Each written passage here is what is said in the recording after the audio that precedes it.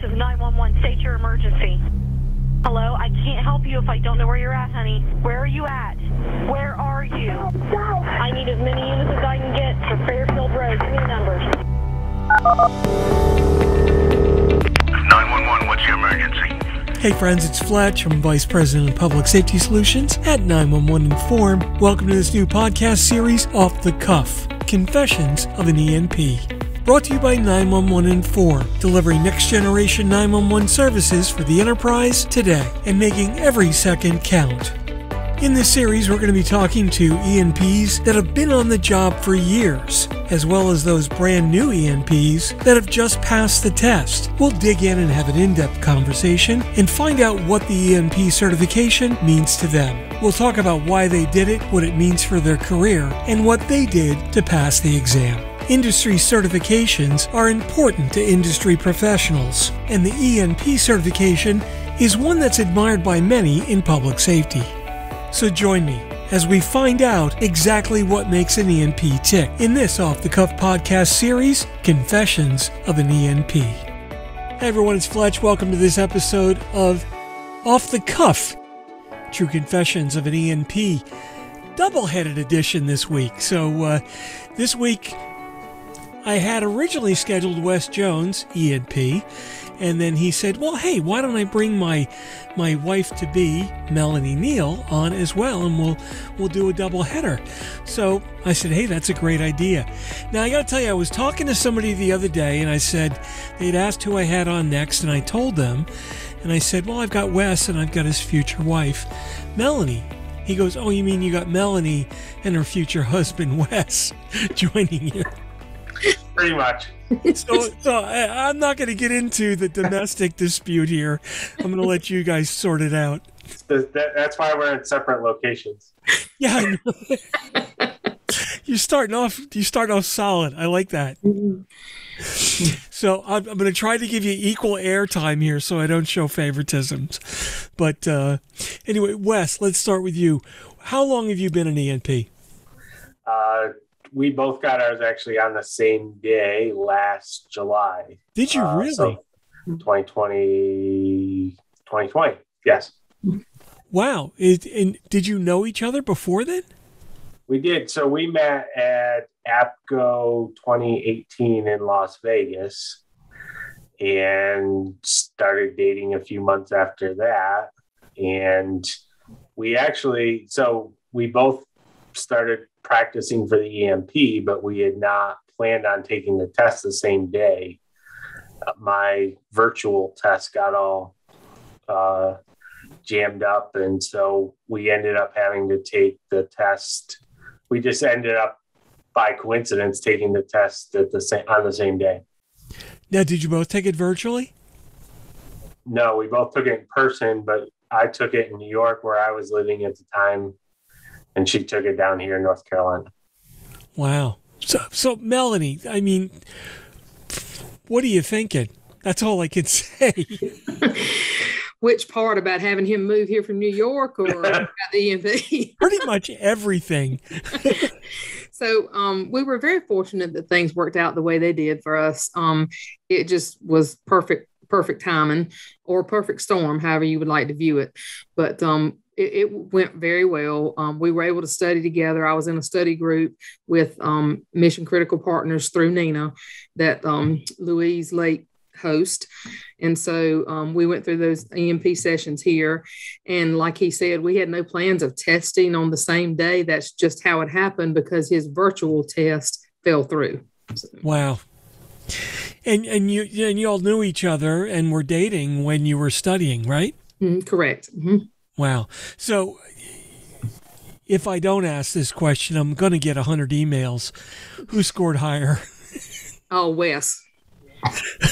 He absolutely did. He's the technical guy. So for the record, I did better on the technical, but she did way better on the administrative and HR and all that stuff. So, well, you know what I mean? That's what's really cool about the EMP examination is that you do test on all aspects of the industry and you really become an emergency number professional. I mean, that is the name after all, right? You've got to know it all. Correct. Absolutely. What other certifications do you guys have in the industry? I'm currently an RPL, and I will graduate from the CPE class in January. And so those are the three industry that I have. And then I have one through our city that's called Leadership Edge. Oh, wow. Fantastic. So how long have you been in the public safety career? 33 years. Wow. What about you, Wes? 26. I just retired in February from Sheriff's Office, Shenango County Sheriff's Office in upstate New York, and have gone into the private sector, still in public safety. So with Rapid Deploy, and I'm so I'll be 27 here shortly. Sorry, I had to take a sip out of my mug. That's a very nice mug right there. I don't even have one of those. You know, it was from I might be able to. Yeah, it's funny because I actually know Steve Roucher from another life way before this. I don't know if you ever heard that story, but no, it was a conference. I forget which conference it was, and I had entered a raffle. It was virtual, and I got an email afterwards. Hey, you won a mug. Like, oh, cool. Wow, fantastic! How about that? It does keep stuff nice and cold. It's a nice Yeti mug. So, well, thanks for throwing me completely off track with that. But so, what value did you find, or what was not the value, but what was the most difficult part about studying for the tests? You'd been in the industry a long time, but obviously, it's not an easy. You can't just walk through it. I don't care who you are or how long you've been doing it. So the hardest part for me was the telephony pieces. Like Wes said, the administrative pieces I basically do on a weekly basis around the department that I manage now. And so for the telephony pieces, I actually have a team that manages that for me. So I've never had to get that involved with being that telephony person, but you have to know it when you test. And so that was a huge challenge for me. What about you, Wes? What was challenging for you? I'm not always the greatest test taker, and so one of the things I didn't know was just how the questions were going to be. Some of the sample, when I went in there and took the test, actually, some of the sample tests and things that I had taken were not the same, and so that threw me off a little bit. But I knew what I was looking for. I knew that there would be, questions from each section, and I knew that probably next gen 911 stuff would be an important topic. How do you think the test was balanced from just a general overview, question-wise? I think it's very balanced. It was interesting. Actually, people had said that, there's going to be a million questions on NG911. I probably got a lot more into I understood it, but I probably got a lot more into the weeds than I needed to on that. And, so I get in there and the first, seemingly 20 questions were all on stuff that, I thought I knew, but I hadn't necessarily studied quite as much. And so I started to panic a little bit, but it was all right. How did you find the time allotted for taking the test, Melanie? Did you have enough time? Were you comfortable? Did you have tons of spare time? Yeah, I did when I finished the test, but I'm one of these that I don't go back and second guess my answers on a test. I don't if I go through and I make sure I answer all the questions as I'm going, and then I don't go back and verify or change anything that I've done. I don't do that. Okay, so you go through each question in detail, and when you're done, you go to the next. Correct. That's completely opposite of how I do it, but you got to do it. This is the thing. It works differently for everybody, and that's what, you can't say, well, I'm doing it this way, right? You got to try. How about you, Wes? I was the same. I just went back to make sure that I had answered everything. I have, particularly with test taking, some learning disability. So skipping around does not work for me at all. So I have to go, down through the questions and answer each one as you go along. Yeah, for me, what I find works the best is I'll go through the questions and I will just blow off the ones that I know. 2 + 2, yep, that's 4. And I go through everything. Then I'll go back, and if it's not an obvious answer, I won't answer it at all. Then I'll go back and I'll go through again, not looking at what I've answered, but looking at what I haven't answered. But the questions I've got to think about a little bit, but it's still, well, it's one of these two. Let me think about it. Oh, I'm going to pick this one. And then if I've got time, I'll go, and I usually do, I'll go through it a third time with the real stumper questions that I've got to sit down and analyze and pick apart in every little detail, because especially with the ENP test, there are 4 answers. There's one correct answer, there's one almost correct answer, and there are 2 distractor answers that, wow, they just might be right, but this one little thing makes them wrong. And when you get those on the ones that you don't know at all, those are brutal. Mm-hmm. They are. They are. For sure. So how did you find time-wise that was allotted? A lot of people are nervous, I find out. Oh, my God, I'm never going to have enough time to answer all these questions. I had no problem at all. It was, I was done. I don't know. I had more than enough time to spare. I wasn't too worried about that. And again, it's, goes back to your thing with reviewing questions. If I do that, I'll start reading into every little thing. Oh, what do they mean? Do they mean this? Do they mean that? And I just can't do that. I probably wouldn't have passed if I had done that. So, Yeah. How do you feel that this is helping your job? So, Melanie, I mean, is this something? Obviously, you said the telecommunications part is letting you better understand it, but what else is helping you with your day-to-day? I think that the pieces on discussing next generation 911 equipment and necessities helped a lot too, because we are currently getting ready to shop for a new CAD and RMS suite of product, and so that really helped me to know what we need to be looking for in that respect. So, how about you, Wes? When I decided to do it, I was still very much in the public sector, and so it was more to, I was going through a leadership type thing for a number of years. So I got my RPL, and then my next goal was the ENP, and it was, I've always wanted that extra knowledge. And so, anything that I can do to bring back to my agency was just something that was important to me. I wanted to know as much as I could about things. And so when I go to purchase something that, I'm not just being sold something because, that's what a vendor thinks I need. I want to know that that's exactly what I need. Sure. No. So, and I thought that was would be a really good, very helpful for that. How about your post public safety career? Still in public safety, but on the vendor side.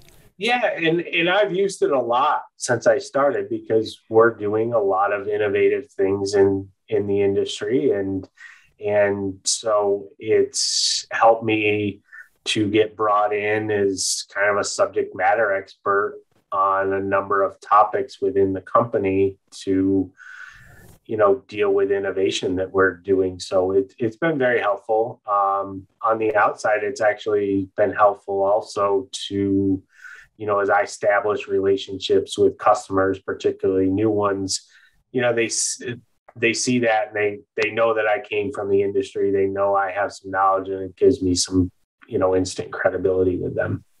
That's one thing that I noticed almost immediately when I first got my ENP. It's instant recognition by the industry, and especially other ENPs, because they know what you went through. Did you experience that as well, Melanie? I did, yes. It's almost, if you add that ENP to your signature line, you'll have 2 or 3 people respond and go, "Oh, when'd you get your ENP?" Yeah. And they're immediately interested in finding out what your experience was. What'd you think of the testing? It is definitely a nationwide recognition. I had gone into, when I had first gotten my ENP, I was working for Nortel Networks, and I was up in Toronto, just outside of Toronto, and I was running around a few places with the salesperson. And he said, "Oh, we're going to stop at this One Piece app." He goes, "I want to see if I can get in and talk to this guy." He never gives me the time of day, but because he's really technical, maybe because you're here, he'll let us come in. And I walked in, I met the guy, and I said, "Hi, Mark Fletcher, ENP." And he goes, "Oh, you're an ENP." I said, "Yeah." And he looked at the sales guy. He says, "Go wait in the parking lot." He said, "Come on in, Fletcher." That's great. That's great. Yeah, that was worth everything right there. Absolutely. But it's amazing. I mean, it's something that, it shows the dedication to your career. I mean, you two are obviously career folks with decades in the industry, but it lets people know that you are a recognized industry professional, and you've committed to that, and by getting that certification, which I'm not going to say it's difficult to get, but it's not easy. It's not just sit down and check off the box. You have to study. It's not impossible. If you put your nose to the grindstone and study like anything else, it's certainly achievable. I think one of the things related to that is people recognize that. They know that you just didn't take a class, or you didn't do something for a few months and then more or less automatically got a certification. They know that you put work into it to get it. I think there's probably very few people that could just take it cold and just go in and take it. I mean, there's some effort that needs to be put into it. Well, I like yourself. I come from the technical side, the tech side, the logic, the network, no brainer. That was just instantaneous. Check, check, check, check, check, check, check. Had to read a couple because there were some scenarios that if you didn't quite read it, again, those distractor questions. On network outages and isolation. And boy, I tell you, those are really good. There were 2 or 3 questions where I had to draw it out and go, yep, here's the failure. Oh, here's where they tried to trick me. No problem. Where I had a problem was the administrative side. I'd never been exposed to that. The HR side, never been exposed to that. I knew the general rules, but, that's where I always had a problem and had to study like crazy. I remember the first time I took the test for the very first time, and then I took it I took it again when I recertified. I think I about had the points, or I could have gotten them, but there was so much that was coming out with Next Gen. I wanted to see what the new stuff was about. And then beyond that, I was on the NIB, and I, didn't have to take the test, but we actually do take the test several times each year as we go through the tests that we pull for that year. We make sure the questions are all correct. We make sure the answers are still relevant.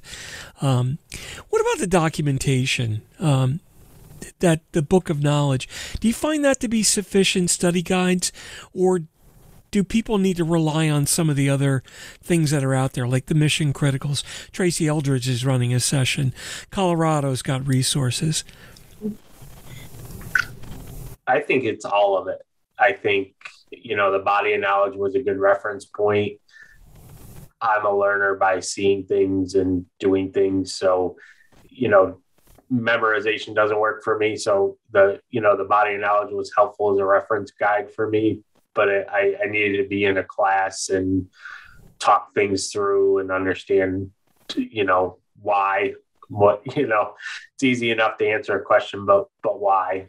So that was, it was everything. We also did the EMP boot camp together at 911 Goes to Washington. That was helpful. So every piece of it was helpful in some way or another. Just sit next to each other? We did at the boot camp. We sure did. Did you argue? No, we did not. Nope.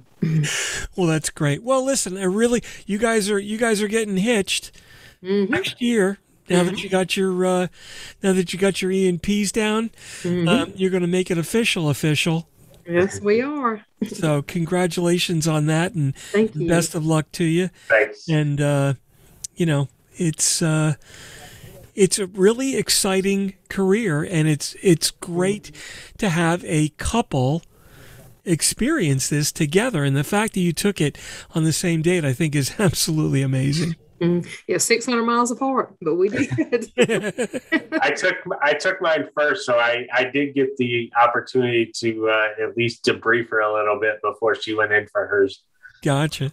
So I got to ask you, what was your feeling when you got the results and said, "Oh my God, I passed"? Because there's a few minutes between finishing and going to the proctor and getting your result.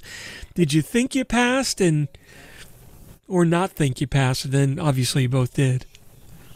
Yeah, some will tell this story. So Wes goes, I have to drive to Raleigh to take my test, which is about an hour and 40 minutes from Greensboro, something like that.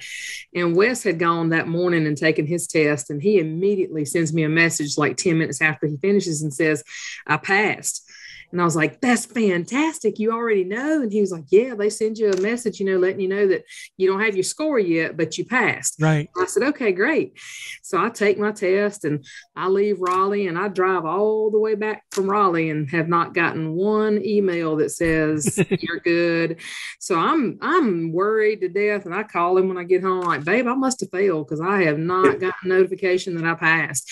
He goes, did you check your spam folder? And it was in my spam folder. So they had actually sent it 10 minutes after I tested. So, but I had no idea because I was like, "Oh, I must not have passed. They haven't sent me anything." So you're an EMP spam. Yes, correct. Well, that's great. Yeah, no, that's fantastic. Well, listen, thanks so much for sitting down. And again, best of luck in your careers. Best of luck in your new career next year together. Thank you. Thank you. Best wishes to you. Thanks for sitting down with us. All right. Thanks you. Much. Take care. Well, that wraps up this episode of Off the Cuff, Confessions of an ENP. I'm Mark Fletcher, ENP, and I'm the Vice President of Public Safety Solutions at 911 Inform. Off the Cuff is sponsored by 911 Inform, delivering next-generation 911 solutions to the enterprise today and making every second count. Visit them on the web at 911inform.com. Remember, you can follow me on Twitter at Fletch911. Check out all my blogs and podcasts at Fletch.tv. And be sure to like and subscribe below. That way you'll be immediately notified whenever a new podcast is published. Thanks so much for listening. If you're in public safety, thanks for what you do. Take care and have a great day.